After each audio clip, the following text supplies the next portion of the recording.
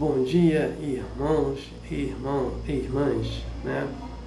Mais uma semana de estudo, né? E a semana de estudo de hoje não podemos servir a Deus nem a mamão, né? Mas antes de começarmos o estudo do Evangelho do Mestre Jesus de Nazaré, vamos fazer uma prece inicial, né? Agradeço a Deus, ao Mestre Jesus de Nazaré, meus mentores, guias, guardiões, meu anjo guardião, por mais um estudo do Evangelho do Mestre Jesus de Nazaré, que o objetivo desse estudo é levar uma informação para uma irmã e um irmão que estão necessitados dessa informação. Peço a permissão a Deus para dar por iniciado mais um estudo do Evangelho do Mestre Jesus de Nazaré, dizendo a todos, né, do fundo do coração, os dois lados da vida, graças a Deus. O livro, né, que eu faço estudo é esse aqui, o Evangelho segundo o Espiritismo,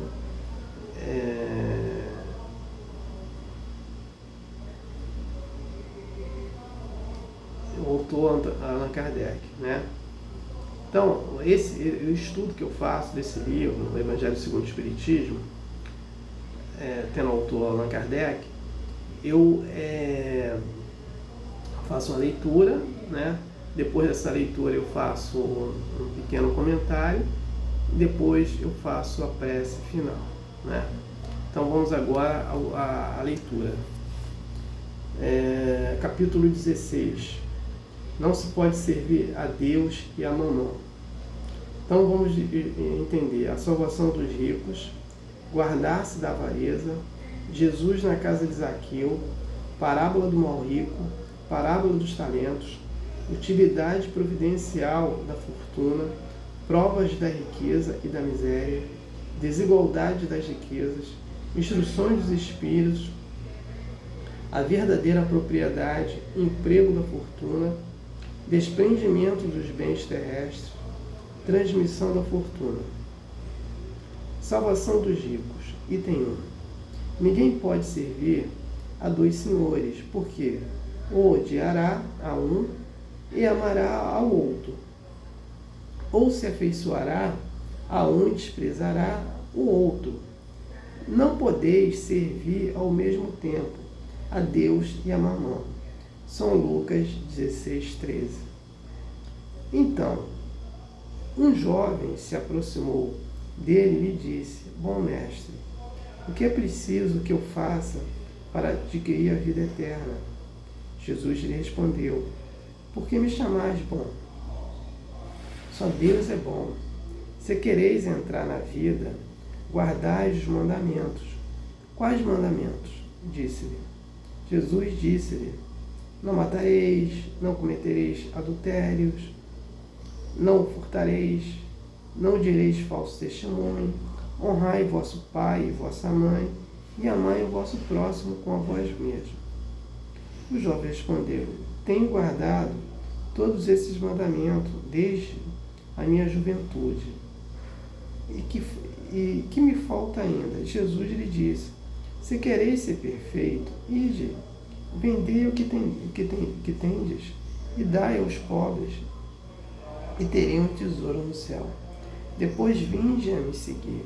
O jovem, ouvindo essas palavras, se foi muito triste, porque tinha grandes bens.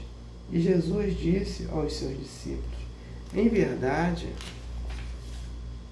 vos digo que é bom difícil que um rico entre no reino dos céus.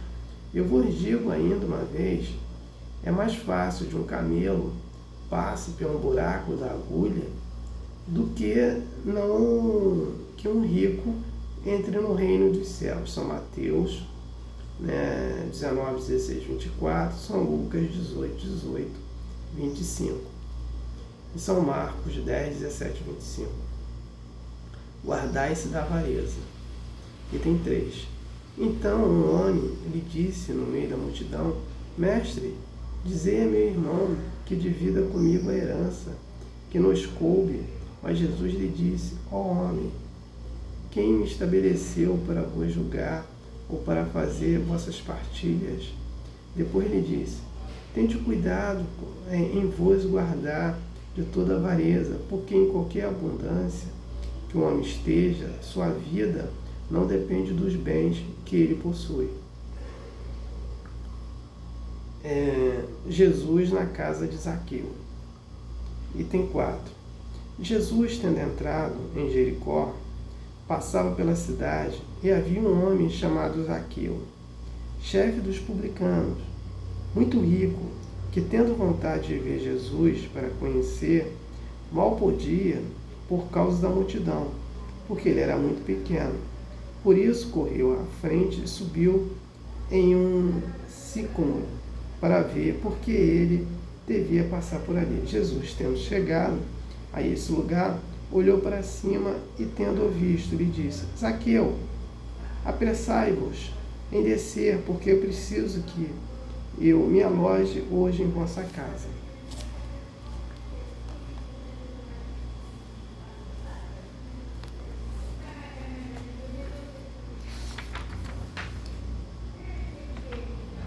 Olha, nós vamos, a narrativa do contexto desse texto, ele fala na salvação dos ricos, guardai-se da avareza, e Jesus na casa de Zaqueu. Né? Então, a narrativa do contexto é o seguinte: quando ele conta a história de um rapaz que vai procurá-lo, que ele queria ter uma vida eterna, e Jesus fala para ele, para os mandamentos, e depois ele vender tudo que ele tem e distribuir com os pobres, ele não consegue ainda se desprender dos bens dele. Ele quer uma vida eterna, mas ele não consegue. Quando Jesus fala que é mais fácil um camelo entrar no buraco da agulha do que um rico entrar, então a gente tem que entender o seguinte: não o camelo em si, né? Jesus faz essa colocação porque eles pegavam os fios, né, dos pelos do camelo e costuravam as roupas, né? Então por isso que ele fala, quando ele fala do camelo, ele está falando de um fio de entrar numa agulha, né, no buraco da agulha, do que um rico entrar. Né? Então ele fazia essa colocação do camelo com o rico, né? Porque o rico, ele está muito preso a esse contexto, né? Que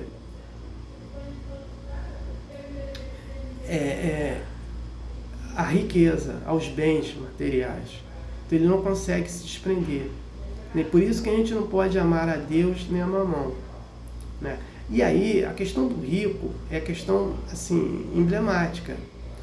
Porque esses bens materiais dele vai tornando ele muito materialista. Ele não trabalha a espiritualidade. Então, para ele fazer uma caridade, ele só vai fazer uma caridade ostensiva, uma caridade onde que ele faz por fazer, né? Uma caridade que ele quer lucrar com isso. Então, ele se torna ainda um ser materialista e não trabalha a espiritualidade.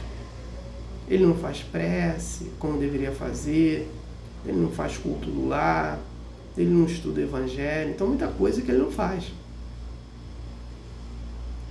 Né? Então é nesse contexto.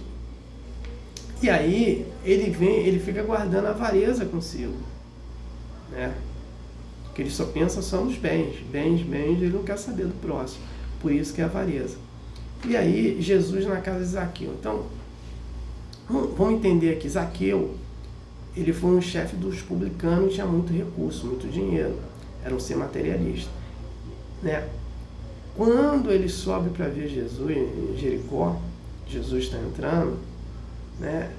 Jesus reconhece, fala para ele descer, que ele ia aquela noite se alojar, e a partir daquela noite Zaqueu, ele muda, ele distribui uma parte dos seus bens e vai ser um discípulo de Jesus. Só que eu tenho que fazer uma revelação. Zaqueu é o espírito de Bezerra de Menezes, né? Então, Só esse esclarecimento que eu gostaria de fazer. Então eu não tenho mais nada para falar sobre o texto. Eu passo para a prece de encerramento. Agradeço a Deus, ao Mestre Jesus de Nazaré, né? Por mais um estudo do Evangelho do Mestre Jesus, né? Do Mestre Jesus, né? Que foi que eu atingi meu objetivo, né? O objetivo é de levar uma mensagem para um irmão que estavam necessitados dessa informação. Então peço a permissão a Deus para dar por encerrado mais um estudo do Evangelho do Mestre Jesus de Nazaré, dizendo a todos do fundo do coração, dos dois lados da vida, graças a Deus, né? Gratidão para o irmão que me ouviram e me assistiram. Aleluia. Amém.